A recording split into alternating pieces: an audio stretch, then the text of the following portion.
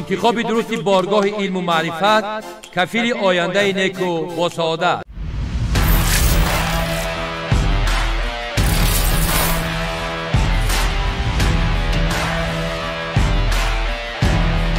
انتخاب من دانشگاه ملی تاجیکستان. سلام بینندگان گرامی، قبول شدن برنامه 20 ساله آموزش علم‌های طبیعی دقیق و ریاضی در ساحه علم و معارف یک تکان جدی شد در آموزش علم‌های مذکور. محض این برنامه باعث می‌گردد که توجه جامعه با آموزش این فن‌ها زیاد گردد. فاکولته بیولوژی دانشگاه ملی تاجیکستان هم قدم دانشگاه ملی بوده در طول این سالها هزاران متخصصان را آماده کرده است. امروز فاکولته در کدام وضع است؟ از روی کدام اختصاص‌ها داوطلبان را قبول می‌کند؟ برای تیار کردن متخصصان صاحب کسب در فاکولته چگونه شرایط‌ها مهیا هستند؟ موضوع صحبت است که ما با دیکن فاکولته مذکور نامزد علم‌های بیولوژی دوچنت کرامت الله قربانوف داریم. ما شما را به استودیو خیر مقدم میگوییم و در نخست میخواستم شما راجع به اختصاص‌های فاکولته صحبت را آغاز میکردید. سلامت باشید استاد عزیز. واقعا هم امروز از جانب اساسگزار صلح و وحدت ملی پیشوای معظم ملت محترم امام علی رحمان 20 ساله آموزش رشد فن‌های طبیعی شناسی دقیق و ریاضی در ساحه علم و معارف اعلان شدند. این باز هم ما جوانان سعادتمند را وادار می‌سازد که در این سمت متخصصان بلند اختصاص را برای بازار مهنت باز هم آماده کنیم. فاکولته بیولوژی دانشگاه ملی تاجیکستان چگونه که قید شد هم قدم دانشگاه ملی تاجیکستان است و در آن 7 کافدرا و 5 اختصاص امروز عمل میکند که هر یک اختصاصی آن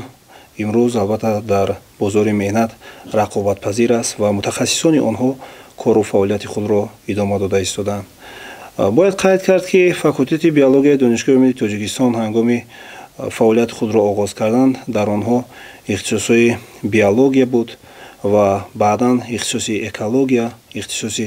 بیوتکنولوژی و اختصاص بنیادی باغ و گلگشت‌ها تشکیل کرده شد و با دستگیری به واسطه ریاست دانشگاه ملی تاجیکستان در سال تحصیل 2023-24 ما نخستین مراتب اختصاص بیوشیمی طبی در فاکولته گشودیم که این هم البته بهره تربیت نمودن متخصصان در این سمت امروز برای بازار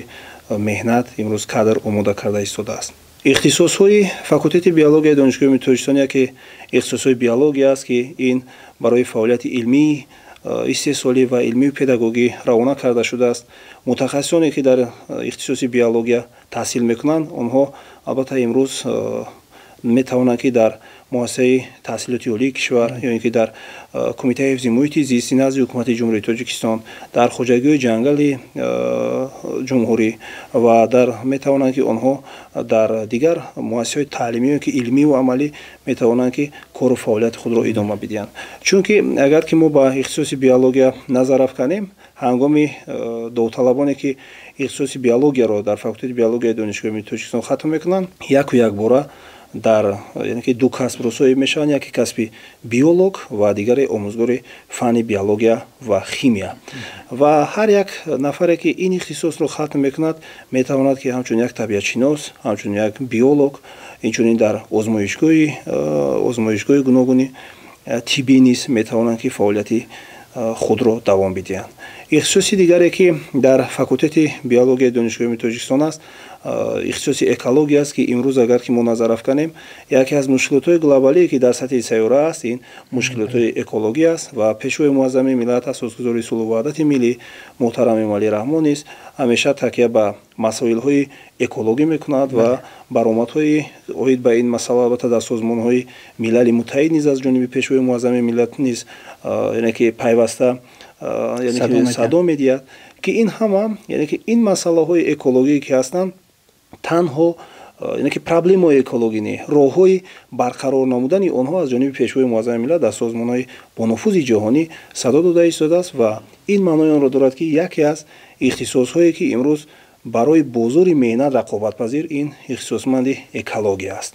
ва факултети биологияи донишгоҳи миллии тоҷикистон низ имрӯз ихтисоси экологияро дар зинаи бакалавр ва магистратура доктор PhD қабул карда истодааст ва мутахассисонро ба бозори меҳнат тарбия намуда истодааст ки ман бовари комил дорам ки имрӯз тамоми он мутахассисоне ки дар ин самт кору фаъолият мекунанд онҳо аксарияташон хатмкунандаи факултети биологияи донишгоҳи миллии тоҷикистон ҳастанд ва ҳангоме ки довталаби мо ихтисоси экологияро хатм мекунад воқеан ҳам дар ин ҷо яъне ки касби муҳандис экологро мегирад.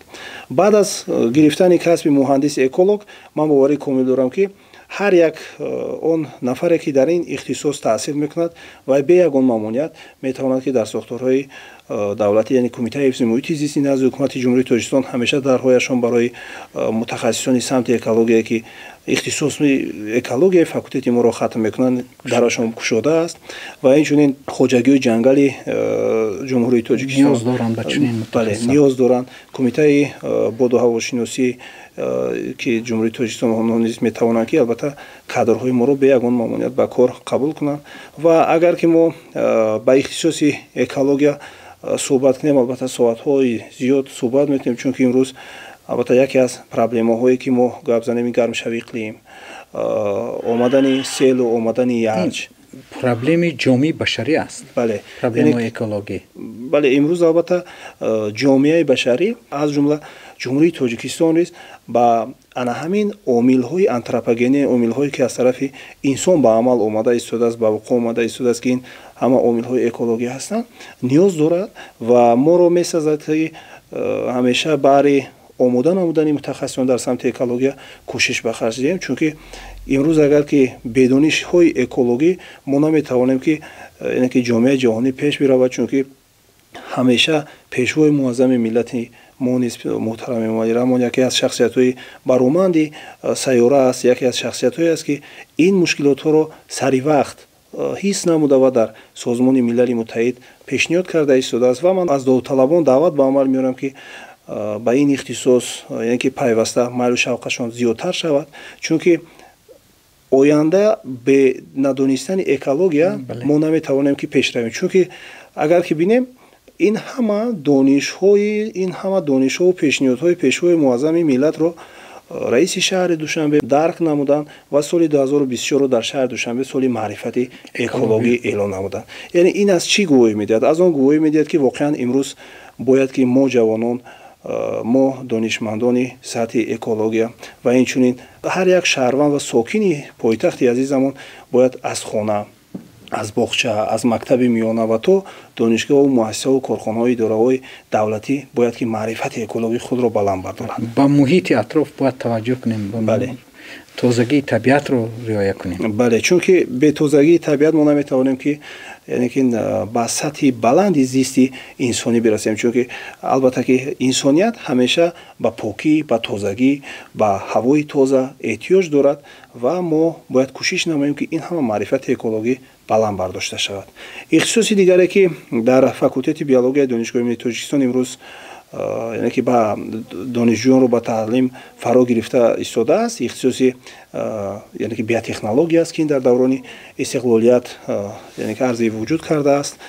ва имрӯз мутахассисон дар ин самт фаъолият карда истодаанд ки имрӯз агар ки мо бинем яке аз мушкилотҳои ҳаётан муҳиме ки дар саросари ҷаҳон аст аз ҷумла дар ҷумҳурии тоҷикистон аст ин барои хӯроки хушсифат аст ё ин ки барои омода намудани ғизо аст барои солим будани таркиби ғизо аст ин ҳама яъне ки ин ҳама мушкилотҳое ки ҳастанд ки фанни биотехнология ҳаллу фасл мекунад ва мутахассисоне ки дар самти биотехнология имрӯз факултети биологияи донишгоҳи миллии тоҷикистонро хатм мекунанд онҳо метавонанд ки дар муассисаҳои табиӣ яъне ки дар муассисаҳои комбинати ширу дар муассисаҳое ки онҳо албатта ки ба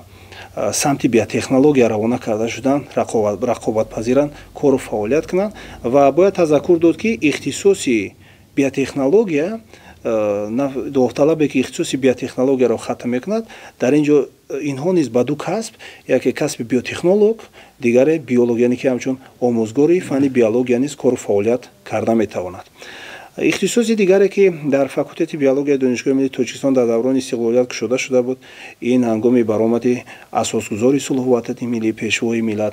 پرزیدنت جمهوری تاجیکستان محترم امامعلی رحمان در دانشگاه اگراری تاجیکستان به نام شیرینشاه شاه تیمور با استادان و کارمندان بود که این اختصاص یعنی که بنیاد باغ و استراحتگاه ها است و در زمینه سخنرانی پیشوای معظم ملت این اختصاص در فاکولته بیولوژی کشیده شده است و تا به حال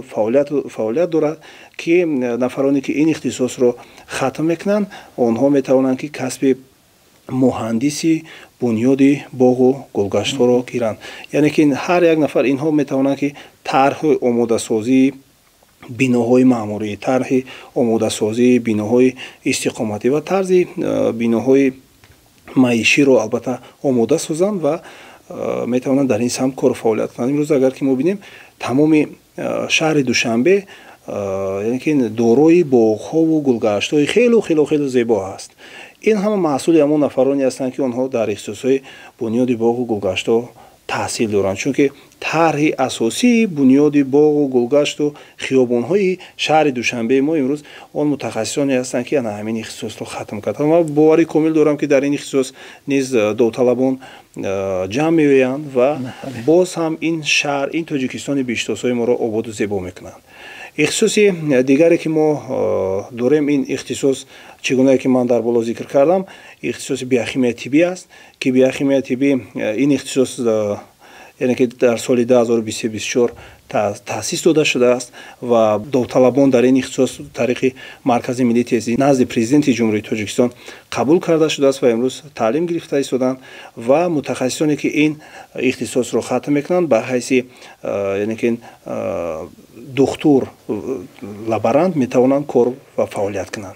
یعنی که این اختصاص را نفرانی که اختصاص بیوشیمی طبی را انتخاب میکنند در اینجا طول 5 سال با تعلیم فرا گرفته میشوند و در اینجا میتوانند که بعد از ختم آنها در دلخواه آزمایشگاه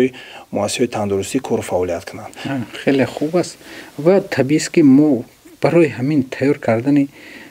متخصصان شما چه شرایط ها دارید؟ در فاکولته بیولوژی دانشگاه ملی تاجیکستان واقعا هم شرایط بهره آماده نمودن متخصصان خیلی هم خوب فراهم آورده شده است، چون که در نزد 7 کافدرایی که در فاکولته بیولوژی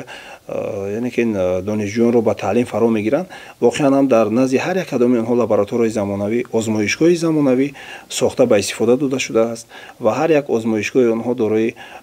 تجهیزات‌های زمانوی است و در سال تحصیل 2023-24 در فاکولته با ابتکارات به واسطه ریاست دانشگاه ملی تاجیکستان یک آزمایشگاه علمی تعلیمی با استفاده داده شده است که امروز محصول اساسی آن همین آزمایشگاه واقعا هم به دست ما اومده ایستاده است، چون که در این آزمایشگاه دانشجویان ما در آزمون‌های اختراعکاری آزمون‌های علم فروغ معرفت اشتراک نمودند و سزاوار جایهای نمایان گشتند. اینچنین فاکولته بیولوژی دانشگاه ملی تاجیکستان دارای یک آزمایشگاه علمی تعلیمی دیگر در سمت بیوتکنولوژی است، آزمایشگاه تعلیمی دیگر در سمت یعنی که بیوشیمی طبی است و اینچنین باید قید کرد که فاکولته بیولوژی دانشگاه ملی تاجیکستان که فوندامنتی اساسی آنها این فن‌های بوتانیکا و زوولوژی است که دانشجویان این اختصاص‌ها همه این اختصاص‌ها می‌توانند که در کورس یکمین و دومینشون بر پایگاه تعلیمی تجربه‌آموزی تکوب سفر نمایند. پایگاه تعلیمی تجربه‌آموزی تکوب در ناحیه ورزاب جمهوری تاجیکستان البته قرار دارد و این پایگاه تعلیمی تجربه‌ای می‌تواند که برای دانشجویان یعنی که در عمل تطبیق نمودن نمادهای گوناگونی رستنی یا گوناگونی حیوانات را آموزد و آنها را در فعالیت حیاتی خویش استفاده ببرند. یعنی دانش‌های نظری خود را در عملیات تطبیق می‌کنند. خیلی خوب است. اکنون شما به همین داوطلبانی که در عرصه انتخاب کسب ایستادن شما چی مراجعت دارید؟ مراجعت من به داوطلبانی که امروز البته حجت‌های خودشان را بر مرکز ملی تحصیل نزد پرزیدنت جمهوری تاجیکستان می‌سپارد همین است که باید هر یک شخصیت هر یک نفر باید کسب انتخاب نماید که آن را دوست دارد و در روند فعالیت خود آن را تطبیق کرده تواند و ما همیشه البته кӯшиш менамоем ки тамоми он пешниҳодҳо ва сиёсати хиратманданаи пешвои муаззами миллатро пеш барем, чунки ба ҳар он нафаре ки сиёсати пешгирифтаи пешвои муаззами миллатро сармашқи кори худ мекунад ва метавонад ки муваффақ шавад. ва имрӯз ба довталабон ҳаминро гуфтанӣ ҳастам ки имрӯз ҳар як мушкилотҳо, ҳар як проблемаҳои экологӣ ки пешвои муаззами миллат дар сатҳи сайёра албатта баромад мекунад, бояд ҳар як нафар бо як дилгармӣ, бо як нерӯву қувваи бозӯи гиро бояд ки ҳамеша рӯ биёрад ба ана ҳамин илмҳои табиатшиносӣ, чунки бисолаи омӯзиши илмҳои табиатшиносӣ дақиқ ва риёзӣ моро водор мекунад ки мо тамоми илмҳои табиатшиносие ки дорем касбро интихоб кунем, омӯзем ва он илме ки мо омӯхтаем ба истеҳсолот ҷорӣ намоем баҳри дирӯзу имрӯзу фардои ин меҳани бузург Тоҷикистон. хеле хуб аст. довталабони азиз, агар шумо мехоҳед ки дар пешрафти ҷумҳурии азизи мо Тоҷикистон саҳм гузоред, агар шумо мехоҳед ки дар тарғибу ташвиқи донишҳои биологӣ, экологӣ нақши муҳим гузоред, пас шумо факултети биологии донишгоҳи миллии Тоҷикистонро интихоб кунед. бо ҳамин барномаи навбатӣ мо ба анҷом мерасад. шоду сарбаланд бошед.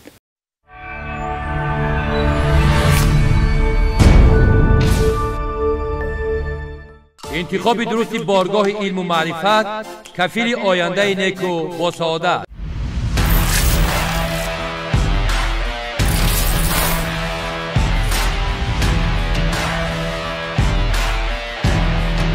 интихоби ман донишгоҳи миллии Тоҷикистон.